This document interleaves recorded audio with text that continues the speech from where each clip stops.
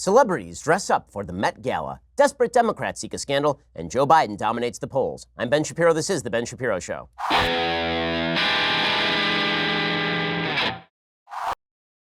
Prepare for the meanest episode of The Ben Shapiro Show in history, which is saying a lot, because I have some comments on the Met Gala, like a lot of them. And they're actually, they have some depth. I don't want to oversell this thing.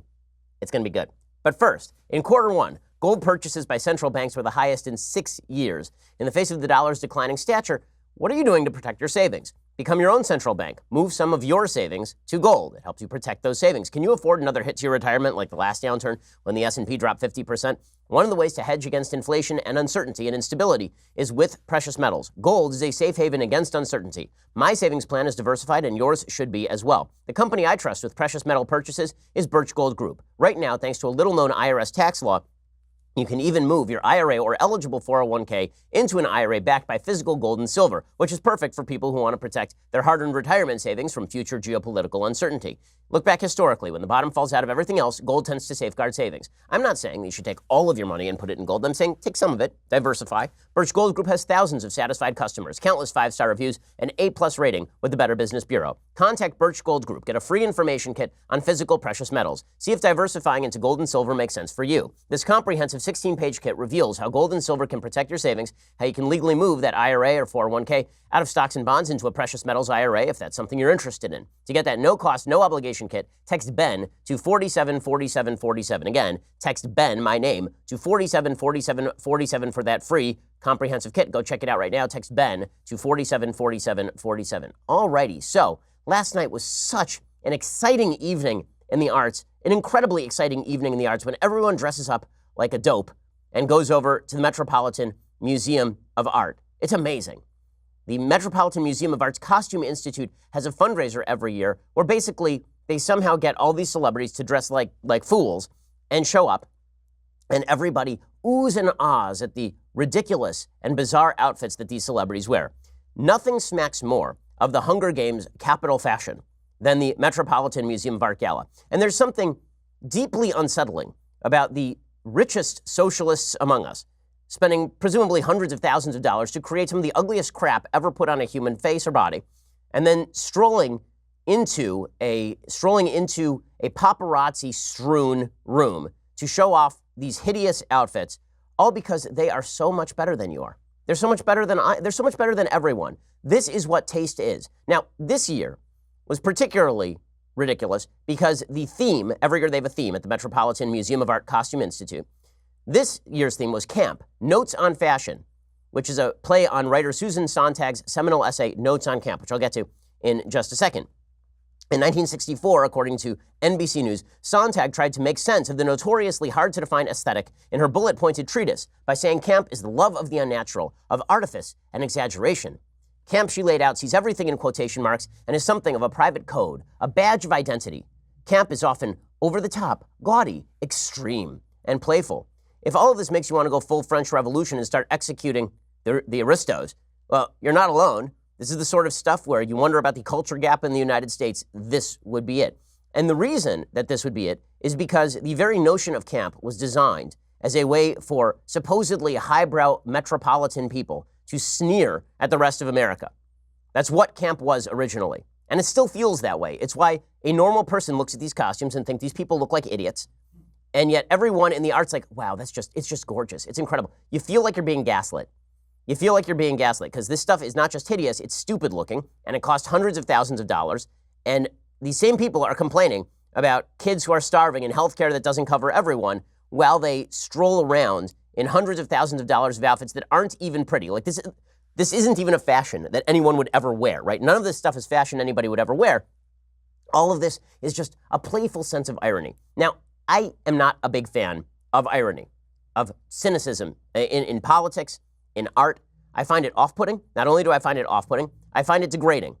Because in your life, if you live your life in ironical fashion, if you live your life sneering at everyone who is trying to be sincere, you're going to make yourself pretty hated pretty quickly. Most people are trying to lead a sincere life. Most people are trying to lead an authentic life where they believe the things they believe and then live for those things. Most people are trying to better themselves. Most people are trying to increase their status in the world, play by the rules. What irony does, unfortunately, just as a psychological kind of psychological trait. What irony tends to do is downgrade all of that. The more sincere you are, the easier it is to make fun of you. And this is why you will see those in the arts mocking honest art, mocking the stuff they think is too simple, too innocent. Instead, we have to sneer at it. Fred Siegel has a great book called The Revolt Against the Masses, How Liberalism Has Undermined the Middle Class. This book came out, 15 years ago. And he talked in the book about the fact that during the 1950s, a period that the American left excoriates and hates, the American movement toward greater culture was happening apace. So he talks about how in the 1950s, the public's expanding taste and increased income produced a 250% growth in the number of local symphony orchestras between 1940 and 1955. In 1955, 15 million people in the United States paid to attend Major League Baseball games, 35 million paid to attend classical music concerts. That's amazing. So more people, almost 3 times as many people, paid to attend classical music concerts as paid to attend a Major League Baseball game.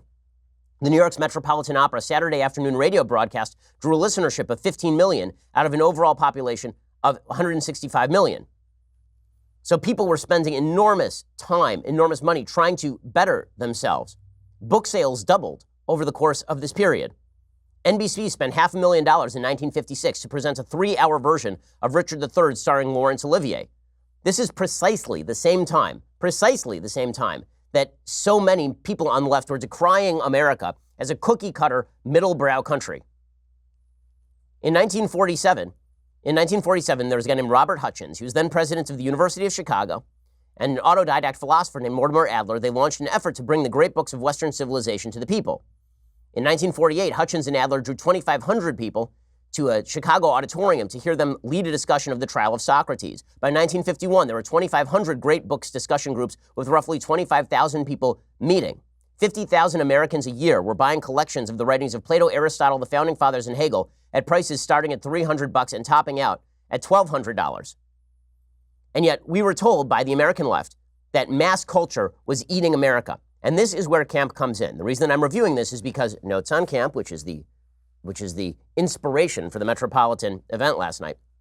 Notes on Camp is an essay by Susan Sontag, the radical philosopher who once declared that white people were a cancer. And in 1964, in Partisan Review, which was basically a communist magazine, she wrote an essay titled Notes on Camp. The essay sent Susan Sontag's name profile into the stratosphere, but basically her entire theory was that people who were highbrow had to basically mock people who were attempting to learn more, mock people who were attempting to aspire to something better culturally. She said that camp was a rebuke to the cultural mandarins, to people who were trying to spread culture. She said it allowed people to be serious about the frivolous and frivolous about the serious. In other words, highbrow people could like lowbrow things so long as they were ironical about it, so long as they looked down at everybody who was attempting to better themselves. She said that there were new aristocrats of taste. She suggested that middlebrow living could be enjoyed, but only as long as you were mocking it. That's what camp really was. In her essay, Notes on Camp, she describes camp in sort of a bullet-pointed way.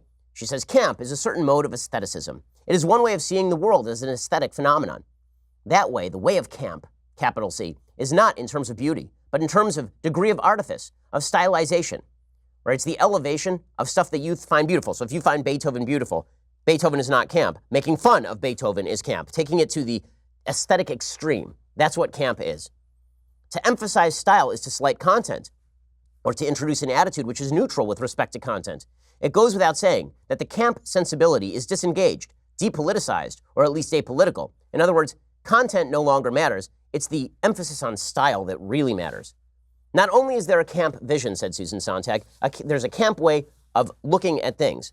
Camp is as well a quality discoverable in objects and the behavior of persons. There are campy movies, clothes, furniture, popular songs, novels, people, buildings. This distinction is important. Camp eye has the power to transform experience, but not everything can be seen as camp. It's not all in the eye of the beholder. And then she lists a bunch of things that she considers part of the canon of camp. Women's clothes of the 20s. Stag movies, seen without lust. Or that'd be pornography, but seen without lust because you're seeing it with an ironical eye, obviously. Camp taste has an affinity for certain arts rather than others. Clothes, furniture, all the elements of visual decor, for instance, make up a large part of camp. And she says there's a sense in which it is correct to say it's too good to be camp or too important, not marginal enough. In other words, the idea of camp is to take unserious things and treat them as serious, and to take serious things and treat them as unserious. It's to mock the idea that there are standards to be upheld. That's what camp is all about. She says, pure camp is always naive. Camp, which knows itself to be camp, is usually less satisfying. If all of this makes you want to tear your hair out, and it sounds just like the intellectualization of bizarre behavior, or it sounds as though it's a way of making palatable to yourself the fact that you're mocking fellow human beings who are simply trying to engage in art, that you're mocking the sincerity of other people's belief systems, which is, by the way, what happens at the Metropolitan Museum of Art show every year. Every year there's somebody who, I remember a couple of years ago, they did a camp take on Catholicism, and they were taking all of these holy Catholic images, and then they were mocking them with camp, because they were trading something serious and using it playfully. They say, in naive or pure camp, this is Sontag, the essential element is seriousness, a seriousness that fails. Of course, not all seriousness that fails can be redeemed as camp. Only that which has the proper mixture of the exaggerated, the fantastic, the passionate, and the naive. When something is just bad, it's often because it is too mediocre in its ambition. The artist hasn't attempted to do anything really outlandish. Camp is the attempt to do something extraordinary. And she goes, I mean, it's a very, very long essay in Partisan Review. There, I kid you not, 58 bullet points about camp. Her final one is the ultimate camp statement. It's good because it's awful. And then she says, of course, one can't always say that, only under certain conditions, those which I've tried to sketch in these notes. Camp taste is a kind of love, a love for human nature. It relishes rather than judges the little triumphs and awkward intensities of character. Camp taste identifies with what it is enjoying. People who share this sensibility are not laughing at the thing they label as camp. They're enjoying it. Camp is a tender feeling. Well, no, camp generally is not a tender feeling. Camp is generally you mocking something, but pretending that you're not mocking that thing. That's really what camp very often is. And you see that in the upper brow tastes of the people who are, this is why, again, as we'll show you in a second, the costumes, the outfits that are deliberately ugly, deliberately stupid looking, deliberately ridiculous. And then if you say that, it's, well, you're not in on the joke. Camp is an inside joke, guys. The reason I think this is important is because I think that it does speak to the nature of a politics that we are sharing right now, and we're seeing the backlash to it. I'm going to get to more on this in just a second, because the fact is the culture wars that we have today have deep roots going all the way back to the 1960s, and people like Susan Sontag, as I say, Susan Sontag, it's not a coincidence that Susan Sontag really despised a lot of things about America at the same time she was coming up with this ironical, mocking notion. Get to more on that in a second. First, Mother's Day is coming up. There's absolutely nothing most of us wouldn't do to make sure the special moms in our life are happy. Sherry's Berries has special Mother's Day berries designed just for mom. They're topped with chocolate chips, pink shimmer sugar, swizzles. You choose your delivery date to ensure mom gets your gift of Sherry's Berries exactly when you want her to. And your satisfaction is always guaranteed. I love the products at Sherry's Berries. Every time I bring home a box of Sherry's Berries for my wife, a kosher product from Sherry's Berries, they have some kosher stuff, my wife is so happy, so are my kids. I mean, it's just incredible stuff. Don't wait until the last minute on this deal. Visit berries.com today to order freshly dipped strawberries starting at $19.99 for the moms in your life. To make mom really happy, you can double the berries for just $10 more. Mother's Day is Sunday, May 12th, so visit berries.com. That's berries.com. Click on the microphone in the upper right corner, enter my code BENSHOW. That's berries.com. Click the microphone, code BENSHOW. Go check it out right now. Sherry's Berries, it is just some of the best stuff in the world. It's incredible. Check it out right now. Berries.com, click the microphone, code BENSHOW, get that special Mother's Day deal right now. So as I say, Susan Sontag, who created the idea of camp, 3 years later in Partisan Review, would write this: if America is the culmination of Western white civilization, as everyone from the left to right declares, then there must be something terribly wrong with Western white civilization. This is a painful truth. Few of us want to go that far. The truth is that Mozart, Pascal, Boolean algebra, Shakespeare, parliamentary government, Baroque churches, Newton, the emancipation of women, Kant, Marx, Balanchine ballets, et al. Don't redeem what this particular civilization has wrought upon the world. The white race is the cancer of human history. It is the white race and it alone, its ideologies and inventions, which eradicates autonomous civilizations wherever it spreads, which has upset the ecological balance of the planet and now threatens the existence of life itself. So Susan Sontag, again, had a deep level of disdain for the American way of life. She had a deep level of disdain for capitalism, obviously, and she had a deep level of disdain for objective standards of culture. And that's what camp is really an ode to. Susan Sontag's Notes on Camp is really an ode to the idea that we should obliterate any distinction between good and bad art by pretending that bad art is so bad that it's good, and that good art actually, if we take it to its logical extreme, is mockable and should be treated with irony, and people who are trying to aspire to objective standards of beauty are really just flattering themselves. By the way, I totally agree with Tom Wolfe's characterization of Susan Sontag as, quote, just another scribbler who spent her life signing up for protest meetings and lumbering to the podium, encumbered by her prose style, which had a handicapped parking sticker valid at Partisan Review. That seems about correct to me. Now, in a second, I'm going to show you why this matters. Okay, so we're going to go through some of the pictures. I'll describe them to you from the stupid Met Gala. So the Met Gala, to me, the Met Gala is basically the cultural version of the White House Correspondents' Dinner. The White House Correspondents' Dinner is a bunch of journalists who all agree with each other politically, getting together to laugh at people in the middle of the country who don't agree with them but are too unsophisticated to be part of the White House Correspondents' Dinner. It's nerd prom. It's this self-flattering display of insularity. And that's exactly what the Met Gala is. It's people dressed up like idiots. If you saw somebody dressed up like this walking down the street, you'd probably seek to have them incarcerated. You'd probably seek to have them, at least they'd be put on a 5150 hold, right? I mean, you'd actually want to check into their mental stability. But now they show up and they pay hundreds of thousands of dollars for these particular outfits, and then we are told that this is the height of culture. These are people who understand culture. That's what these are, people who understand culture. Straight from the streets of Pan Am. Pretty incredible. So Katy Perry, for example, dressed up, apparently doing some cosplay of Lumiere from Beauty and the Beast. So that's pretty exciting stuff. She is dressed with a chandelier around her head and then a chandelier around her waist. Later, apparently, she would dress up as a hamburger as well. This is all camp, right? Now, again, what is this supposed to do? Well, it's supposed to play with you, right? It's supposed to gaslight you.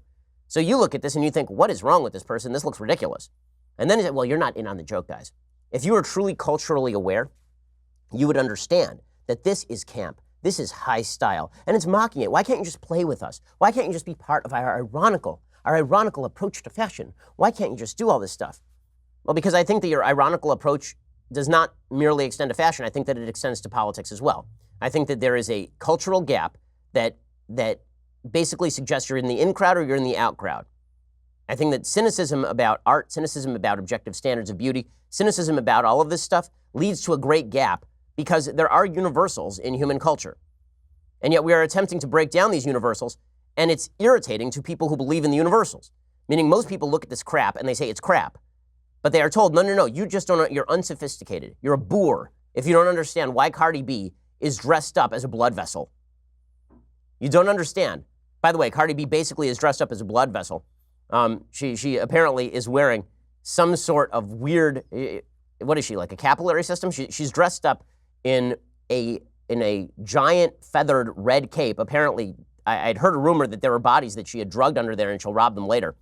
But we don't know. She's a sophisticate, though, Cardi B. We know she's a sophisticate because of her music, which is incredibly sophisticated. And if you don't understand the sophistication and you prefer to listen to, actual sophisticated music, that's because you don't understand the nature of ironical camp. And then you've got Lady Gaga, who went through a series. She basically went through an entire career change over the course of the Met Gala. She started off dressed as, I don't even know, a person who was attacked by a jellyfish. She started off dressed in this giant pink fabric thing with a bunch of men holding umbrellas around her. And after, I guess she was the Duchess of Crazyland. And then after it turns out she lost her job as the Duchess of Crazyland, she was reduced to being a nanny. So here she is as Mary Poppins, I guess, she's holding her umbrella up high as she wears a black dress. I mean, things have gone really, really wrong for her ever since she didn't get Bradley Cooper, I guess. And then she downgraded even from she lost her job as a nanny, and she was forced to be a stripper, which is too bad. So, but this is all obviously high style, guys. And if you don't get the joke, that's just because you have no sense of humor. Don't you understand? If you see this stuff and you're like, why are all these rich people spending lots of money while being socialists on random crap, and we're supposed to cheer for them? Why? Then that's because you don't understand camp or irony, guys. Lena Dunham dressed up in a dress wearing rubber gloves, and it says on the front of her dress, rubberist, with a picture of the rubber gloves. I will admit, I was too innocent for this. I did not know what rubberism is or what a rubberist is. Apparently, it's somebody who has a rubber fetish. Good news, the rubber fetish is now over now that Lena Dunham is dressed in this. There will be no more humans with rubber fetishes after this particular outfit. And then Billy Porter showed up as well. So Billy Porter's whole shtick is to show up, apparently, at large-scale events dressed in outlandish things. This one, he I guess, dressed as effectively the guy from 300, like the villain from 300. He's carried in by a bunch of black guys with no shirts who presumably are supposed to be imitating slaves. I'm glad that he's allowed to get away with this. And this is apparently the height of camp. What a fabulous icon Billy Porter is for doing this sort of stuff. And then, of course, you have, there he is, Billy Porter dressed in, as Birdman? As something from the Rio de Janeiro revelry? I'm confused. And then finally, you get to Jared Leto, who at least I found this somewhat hilarious. This at least is funny. So Jared Leto is dressed in apparently some sort of like 18th century Russian emperor costume, carrying a double of his own head. So he's carrying around his own head in his hand. But guys, if you think all of this is weird and off-putting, if you think maybe we've become too prosperous a society as a result of the fact that we are all looking at these people and laughing at them and with them, then it's only because you're not in on the joke. You wonder why the Trump revolution happened. Now, I know it's overused. This is why you got Trump, but this is the sort of stuff why you got Trump. Because your cultural betters will tell you they know more about morality, they know more about decency, they know more about how to raise children, they know more about how your money should be spent than you do. All of these people are wandering around holding replicas of their own heads at the Metropolitan Museum of Art. All of them are walking around dressed as Persian princes being carried by Nubian slaves or something. How do you get away with that? At the Metropolitan Museum of Art. Our cultural betters, the people who ought to tell us what to do politically, who want to control our government top down, those people who want to centralize power and tell us what to do, are dressed as chandeliers. And if you don't understand the joke, it's because you're a non-sophisticate. You're a rube. You're a deplorable. You're a person who lives in the middle of the country and you're a bitter clinging to those old values of, things like objective beauty. Artistic values, a lot of the ancients talked about the ideas of objective values in art. I think there is a lot of truth to the idea that Beethoven is objectively better than Cardi B. Objectively better. But when you break down all boundaries and then you suggest that the only boundaries are the ones that you get to establish top down, you've created a system for chaos and effectively in the arts, a system of decimation of quality overall. And then you've cast out anybody who believes anything differently. So I thought that it was worthwhile exploring notes on camp, since we're all supposed to just swallow the idea that camp is in and of itself something wonderful and that Susan Sontag is a wonderful addition to the American philosophical tradition and all of this stuff. By the way, she's an awful writer. I know there are a lot of people who disagree. A lot of people like her writing. You're allowed. You're wrong.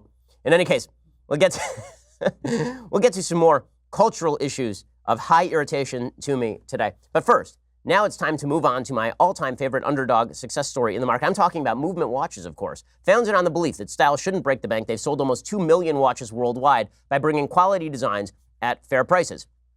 Now, I love Movement watches. I own 2 of them myself. I've bought them for most of the members of my family.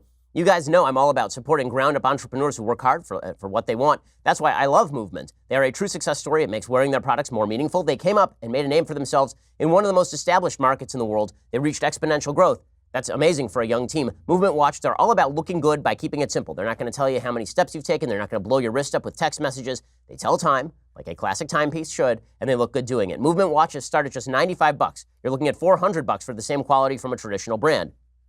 We've got clean design, minimal and really quality products.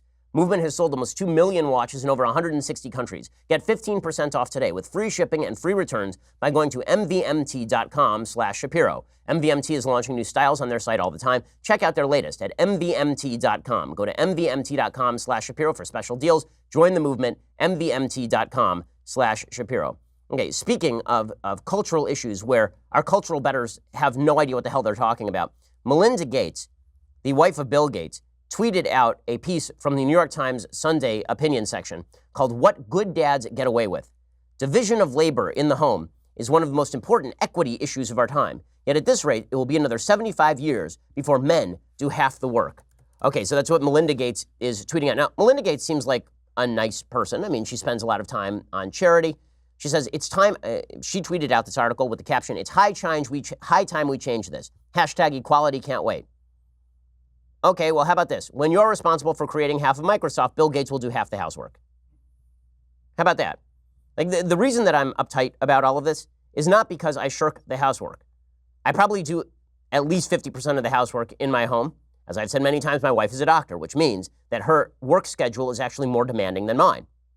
And when I was living at home as a kid, my dad did a lot more housework than my mom. So this does not come from a desire to say that only women should do housework or something stupid like that. But the idea that men and women have to do exactly the same shares of exactly the same things, and that is what equality is so stupid, it actually undermines the efficacy of relationships.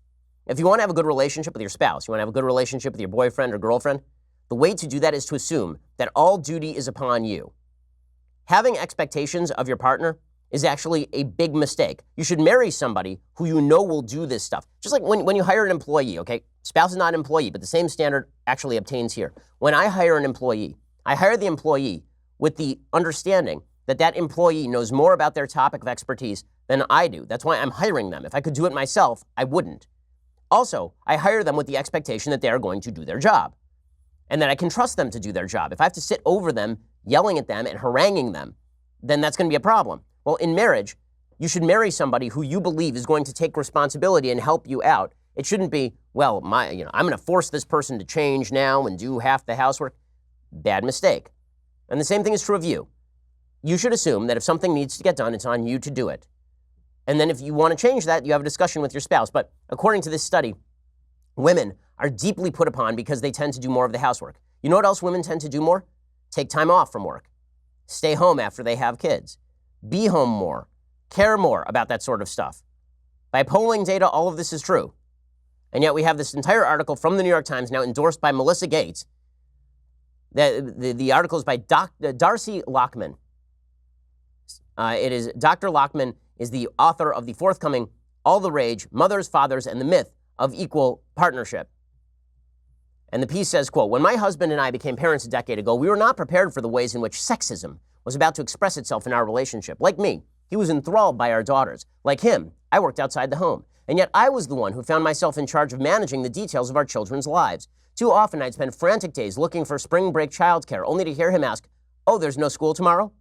Or we'd arrive home late with two tired kids, and instead of spearheading their nighttime routine, he'd disappear to brush his own teeth. Unless I pointed out these lapses, which he'll tell you I often did, and I'll tell you I often did not, he was unaware. We've all heard this story before. Thinking about my own relationship and watching other couples I knew, I kept wondering, why is this still happening? Well, maybe because very often women care more about a lot of these details in children's lives than men do. And there is a biological component to such behavior. But I guess we're supposed to believe that this is all about evil men. You're right. In the most woke, enlightened, feminist period in American history, it's just that men assume that women are going to fill all the gaps when it comes to childbearing and child rearing. Well, then maybe it's your fault. Maybe you married a guy who should have swept up after you. Maybe this is a you problem, lady.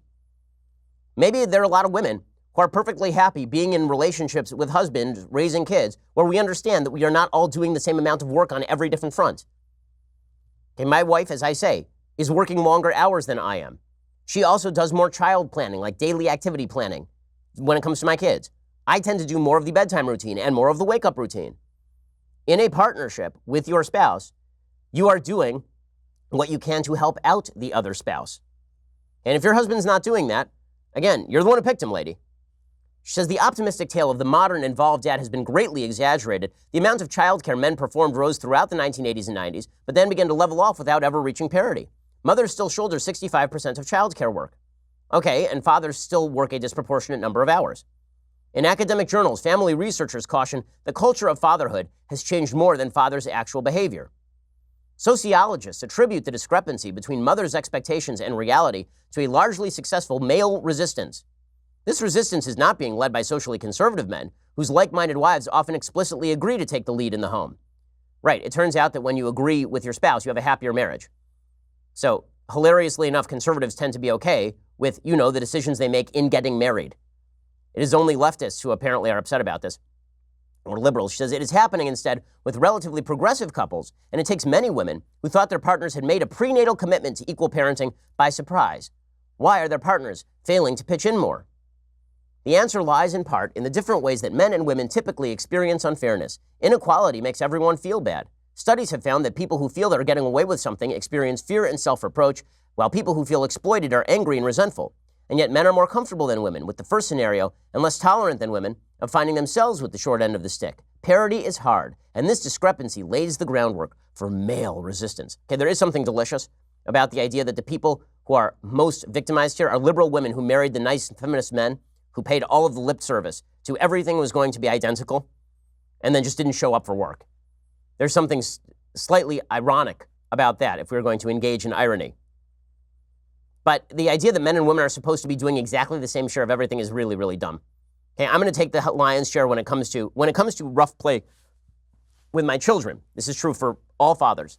The disproportionate share of that goes to me. When it comes to throwing my kids around and tossing them on the couch and tickling them and playing sports with them and taking them swimming and taking them biking, right? That sort of stuff is going to fall to me. When it comes time for somebody to sit and do artwork with my daughter, that's probably going to fall on mommy. Men and women are different, and that's okay. In fact, it's quite good. It's one of the reasons you need a mom and a dad. They are not supposed to be identical. One of the beautiful things about conservatism is it recognizes the truth of human nature. The truth of human nature also recognizes that we are not widgets. We are not identical widgets, interchangeable at will. That's not the way this works. So, is it a huge problem that women are disproportionately doing housework? It's only a problem if it's a problem for you in your relationship. But otherwise, is it a generalized societal problem? No, I'm sorry, it's not. You involved yourself in a voluntary arrangement. If you don't like how that worked out, that is a you choice, not a me choice. It's not a me problem, frankly. Work out your marital problems yourself. Stop whining about how it's generalized sexism that has men not doing the brushing of the teeth at night. So this sort of solipsism that says, well, it's, my own marriage is a problem, therefore it's a problem for everyone. Maybe it's not. Maybe not. In a second, we'll move on to actual politics. We'll talk about Joe Biden, who is jumping in the polls, and we have some other cultural issues to discuss. But first, it can be a little frustrating, especially if you're in a hurry or running late, to find yourself at a railway crossing, waiting for a train. And if the signals are going and the train's not even there yet, you can feel a bit tempted to try and sneak across the tracks. Don't do it, ever. This would be a very stupid decision by you. Trains are often going a lot faster than you expect them to be. They cannot stop. Even if the engineer hits the brakes right away, it can take a train over a mile to stop. By that time, what used to be your car is just a crushed hunk of metal, and what used to be you, well, you're a pile of meat. The point is, you can't know how quickly the train will arrive. The train can't stop, even if it sees you. The result can be disaster and death. If the signals are on, the train is on its way. Assume the signals are smarter than you are, because they probably are. And you need to remember one thing. You need to stop because the trains can't. This warning sounds superfluous to lots of intelligent people. Okay, well, maybe it is and maybe it's not. I actually know about people who have tried to run stop signs, who have tried to run the signals when the train is coming down the tracks. It has ended quite poorly.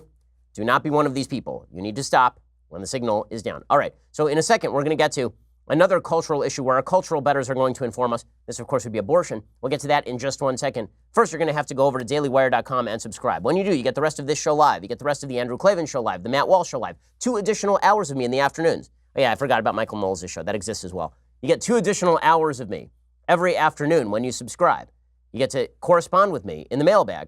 You also get our Sunday specials on Saturday. We just filmed a great Sunday special yesterday. We have all sorts of fantastic stuff when you become a subscriber. When you get the annual, $99 a year, cheaper than the monthly. You get this, the Leftist Tears Hot or Cold Tumbler. Cast your eyes upon its magnificence. I mean, this could be yours. So what exactly are you waiting for? Makes julienne fries. It's incredible. Go check it out right now. And when you do, you get all of the aforementioned benefits. Also, please subscribe at YouTube or iTunes. If you enjoy the show, let everybody else know about it. We are not only the largest, fastest growing conservative podcast in the United States, we are the second ranked podcast in the United States over the last month. Help make us number 1 by subscribing and leaving us a review at iTunes and SoundCloud and YouTube and anywhere else that you listen to podcasts. Thanks so much. Again, we are the largest, fastest growing conservative podcast in the nation.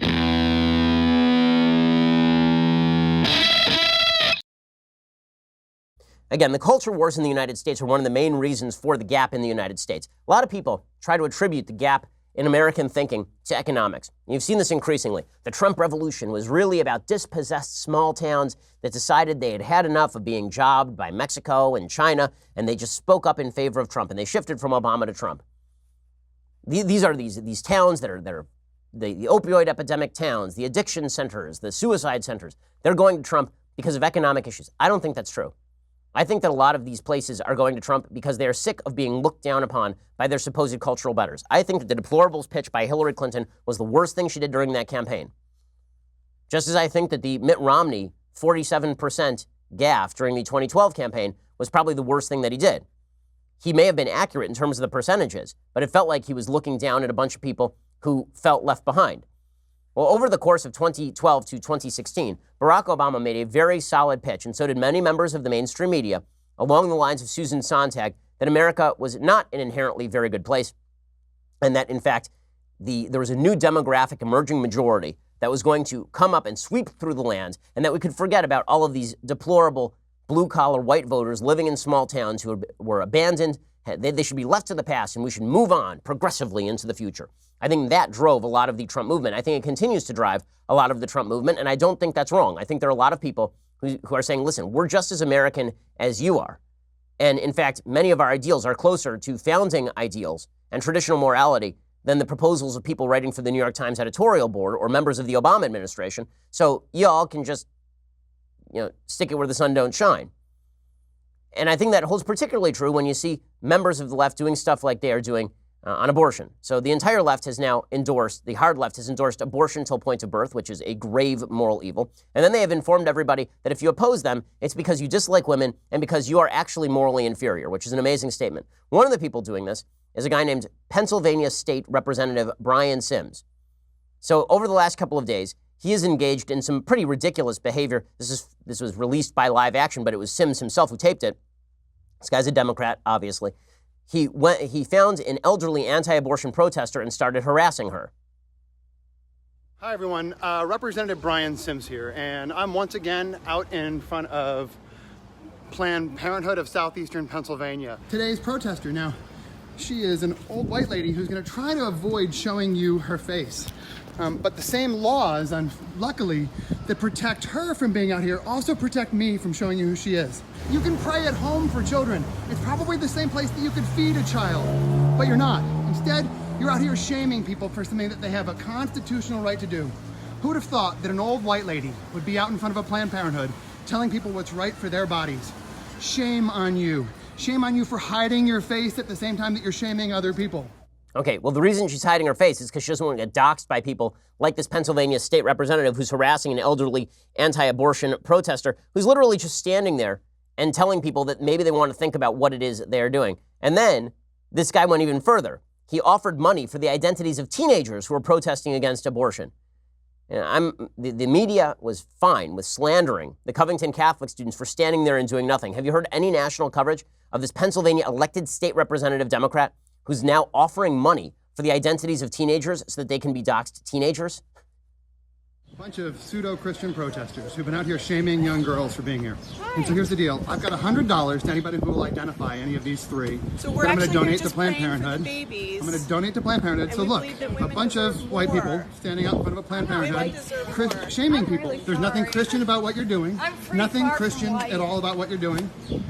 Hi, nothing Christian or loving or godly about what you're doing. So I've got $100 to anybody who will identify this. $100. See if you got some friends out here.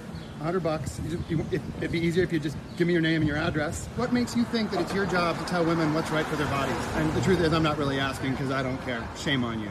Okay, so this guy is standing outside an abortion clinic harassing people who are attempting to inform people about the decision they're about to make, and then he's offering money to dox teenagers. These are our moral betters.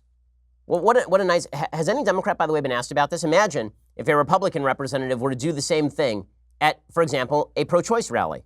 Let's say there was a pro-choice rally at a church, and the pro-choicers were standing outside holding signs. How do you think it would go if a pro-life person walked up to that group, a pro-life elected representative, and started doxing the kids in that group? You think that would go great? But again, these are the people whose morality we should certainly concede to. The people who sneer at the Bible. People who suggest that if you are anti-abortion and religious, that is because you are secretly a bigot and your religion is simply bigotry. And this culture gap matters, folks. And everybody who's underestimating the culture gap and trying to reduce it down to economic concerns is totally missing the boat.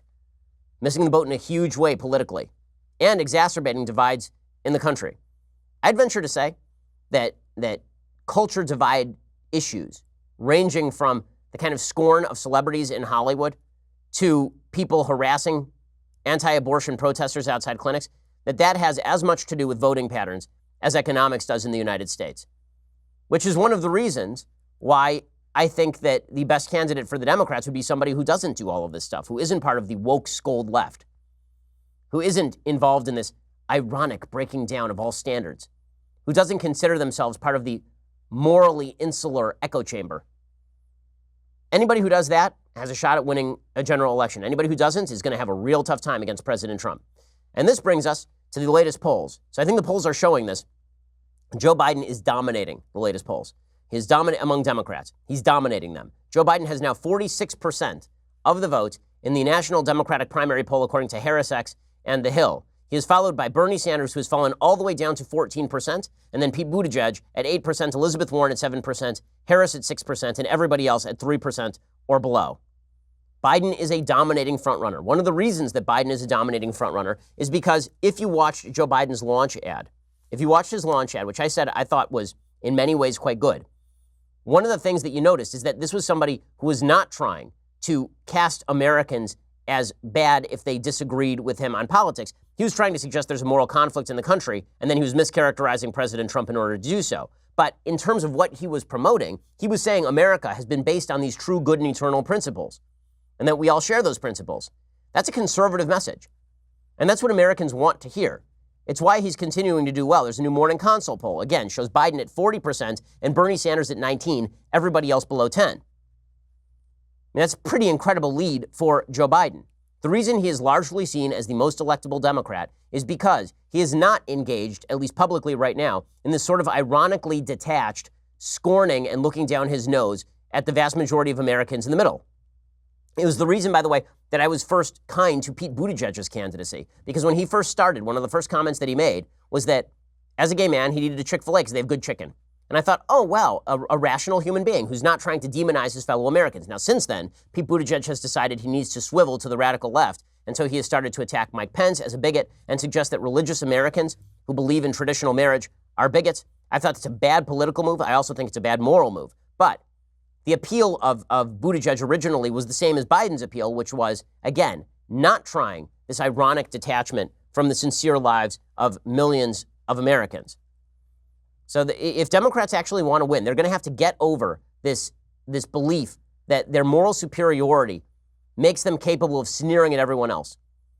And that was the feeling about Hillary Clinton among Republicans, by the way, is that Hillary Clinton spent her entire career sneering at people who are not like Hillary Clinton. And that goes all the way back to the 1990s when she was suggesting that stay-at-home moms were stand-by-your-man women like Tammy Wynette.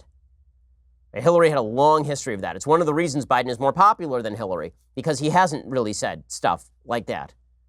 Hillary used to say that sort of stuff routinely. The more you're in the bubble, the more you're the kind of person who looks down at the sincere, authentic belief systems of other Americans, belief systems that have deep roots in American life, and says to those people, you know, I'm just going to mock you.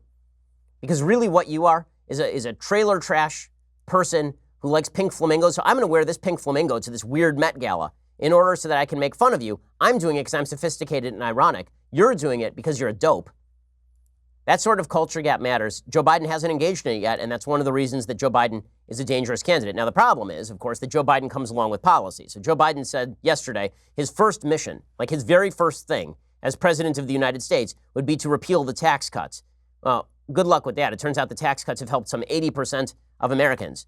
I speak again as someone who is not invested personally in the tax cuts. I paid more taxes thanks to the tax cuts because state taxes are no longer deductible on federal income tax. But when Joe Biden says he wants to repeal tax cuts, bold move, Joe. Let's see how it plays out for you. People say, well, Joe, how are you going to do all this? Well, guess what? First thing I do is going to repeal this Trump tax cut. Oh, not a joke. Yay, tax us more. Woo! So that's good stuff right there. By the way, Joe Biden is now undergoing another problem. Jill Biden, his wife, who seems like a nice person, she just told NPR this morning that it's time to move beyond the Anita Hill question. So Joe Biden, who used to be enough of an honest broker, I guess, that he recognized that Anita Hill was lying in parts of her testimony, Now he's going to get excoriated for it by the same radical left that sneers at everybody else. So Joe Biden is saying that sort of stuff. As I've said, I think that the best day for Joe Biden, these are the salad days for Joe Biden. I am not sure that it is not downhill for Joe Biden. I'm not sure that the left will tolerate any candidate who doesn't channel their feeling of deep rage at this group of people in the middle of the country who refuse to go along with the progressive movement toward a brighter future that involves ironically looking down at half of Americans. Right? Joe Biden called Anita Hill, as we know, but she said she didn't consider that call an apology. And now Joe Biden says, well, we need to get beyond that. She said, quote, I watched the hearings like most other Americans, and I mean, Joe said, as did I believed Anita Hill. He voted against Clarence Thomas. He apologized for the way the hearings were run. Now it's kind of time to move on. And then she says, well, he wanted to call her not because he was running for president, but out of sincerity. The left is going to just tear him limb from limb. Now, maybe he survives. Maybe there are enough rational Democrats left in the party that Joe Biden is the nominee. Maybe not. Maybe not. Because it seems like not. It seems like the amount of rage and angst in the Democratic Party is too high, maybe for Joe Biden to be able to carry this sort of support all the way through the primaries. Kamala Harris still trying to channel that rage and anger. She came out yesterday and she said, Trump isn't trying to make America great. Trump is trying to make America hate. She said this at the NAACP. This guy in the White House said neo-Nazis were fine people when they marched on Charlottesville. He's attacked communities of color and leaders of color by name. He's denigrated entire countries on the continent of Africa with foul language no president should speak. Let's speak truth here and today. This president isn't trying to make America great. He's trying to make America hate. Okay, this is the same woman who suggests that Stacey Abrams is the legitimate governor of Georgia, that Andrew Gillum is the legitimate governor of Florida, and that voter suppression has been breaking out across America against black people. I mean, this is a very divisive personality. I wonder if that divisiveness is going to continue to take over the Democratic Party. Okay, time for some things I like and then some things that I hate. So, things that I like today. I'm going to make the very controversial and bold statement. I thought the last episode of Game of Thrones was really good. I know. So, if you haven't seen Game of Thrones, if you're not a Game of Thrones fan, then prepare yourself for 3 minutes of me talking about Game of Thrones. There will be spoilers included. So, Game of Thrones is the last episode, the Battle of Winterfell. Not a huge fan. I understand why people liked it, but it was basically World War Z shot through a potato. Ooh, zombie battle, terrible battle tactics. Everyone lived except for like 2 people who we knew were going to die anyway.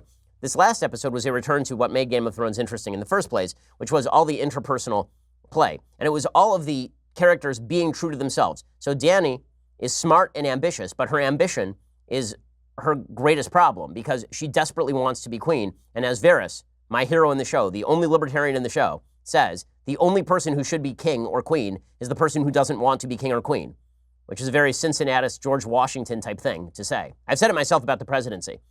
So Jon Snow is that character. Jon Snow, however, happens to have the Stark streak of doltishness in him. So Jon wants Dany to be the queen, but Jon also does not take her advice about keeping his face shut. And so he decides to tell his sisters that he is in fact the true heir to the Targaryen throne, which turns out is a bad move. Ned Stark kept the secret for some 30 years. Sansa Stark kept it for 32 seconds before she proceeded to tell Tyrion and initiate what will be the final problem of people trying to kill Dany, Dany going crazy, burning people alive, Jon having to kill her. That's the way that I think that this probably goes, unfortunately. But that's the direction. But all of that makes some sense. The killing of Dany's other dragon, I know people had a problem with it. Oh, why couldn't she see the ships coming? Why didn't she know that they were going to shoot, have newfangled versions of these giant bolts? Why didn't she know any of that? Okay, fine. If you can't suspend your disbelief for that, fine. But the dragon had to go. And the fact that the dragon went down obviously is driving Dany toward the feeling that she is alone in the world. And so she's back where she began on the show, alone in the world, except this time she has a dragon and an army. So that is where the show is going. I like all of that stuff. Obviously, there are very awkward moments like Jaime and Brienne.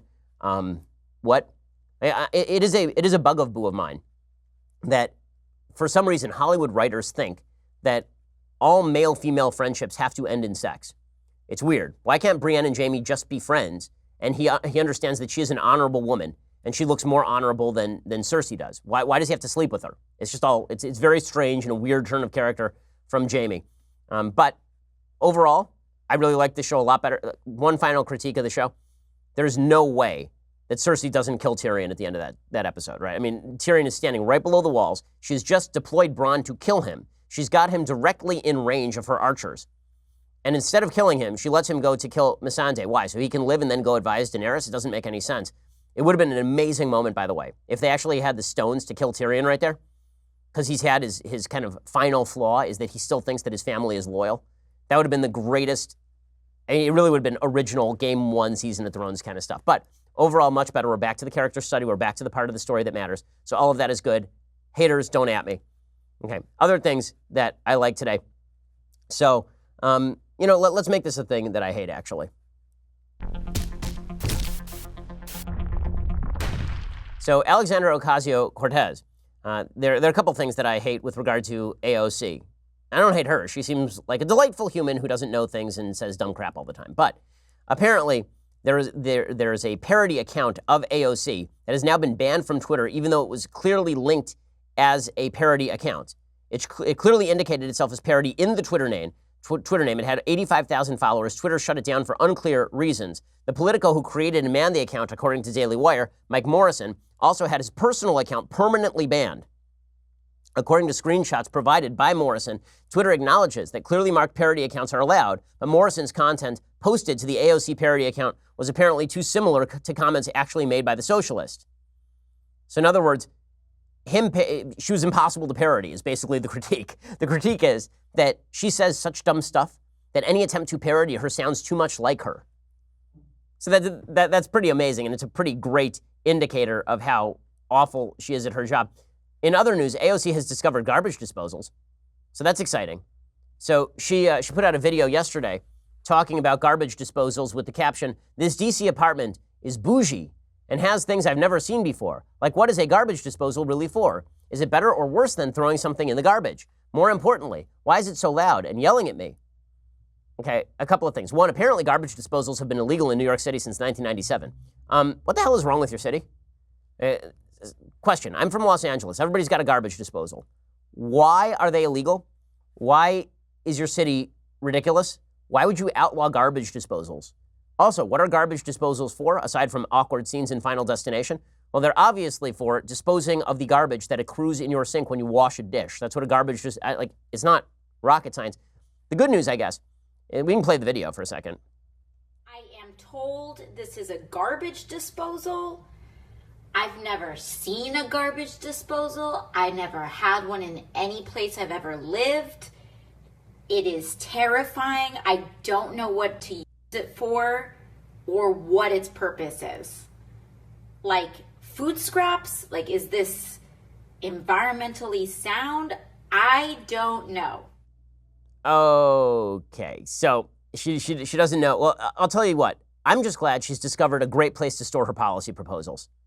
That's what I really care about. So good on AOC for finally finding a place she can put her policy proposals directly in the garbage disposal and save us all plenty of time. Alrighty. Well, we will be back here a little bit later today with 2 additional hours, or we will see you here tomorrow. I'm Ben Shapiro. This is The Ben Shapiro Show. This is The Ben Shapiro Show. Executive producer Jeremy Boring. Senior producer Jonathan Hay. Our supervising producer is Mathis Glover. And our technical producer is Austin Stevens. Edited by Adam Sayevitz. Audio is mixed by Mike Caromina. Hair and makeup is by Jesua Olvera. Production assistant Nick Sheehan. The Ben Shapiro Show is a Daily Wire production. Copyright Daily Wire 2019. Hey guys, over on the show today, a Democratic state representative in Pennsylvania, maybe you've seen this guy, this video of him harassing and intimidating and doxing pro-life protesters outside of a Planned Parenthood in Philadelphia. Well, we're going to respond to that, and hundreds of us are going to show up to that Planned Parenthood clinic to maybe teach this guy a lesson about bullying. I'll have info on that event. It's pretty exciting stuff, so tune in for that. Also, Cory Booker is calling for gun confiscation, but I thought that Democrats always say that, no, they're not going to take our guns. Well, apparently they are. So we'll talk about that as well today over on The Matt Walsh Show.